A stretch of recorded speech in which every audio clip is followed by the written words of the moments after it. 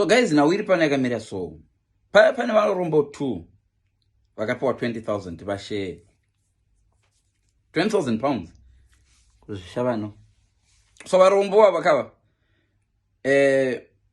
one akabva tora 10,000 nobva notenga stand nobva atotanga kutovaka but imba yacho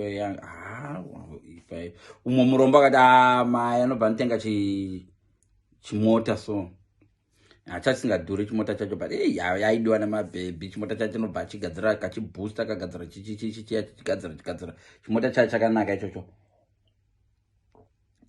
Nobva adini achikwidza mabhebhi achienda kuwadzana kuya achienda kumakempu vachita vari gurupu kuwadzana uko. Nobva chimota chabondera chikafa.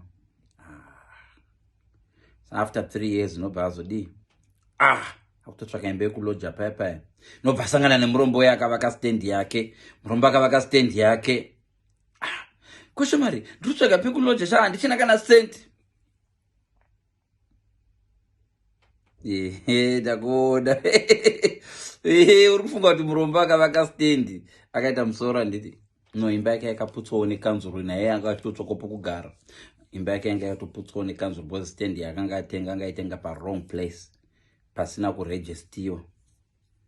Saka murombo harovi chine nguva. Majairi akazvinhu zvinongopera zvingoda kuti mwangu disiso up and down. Murombo harovi chine nguva. Vese homeless. Vari mustreet zvezvo.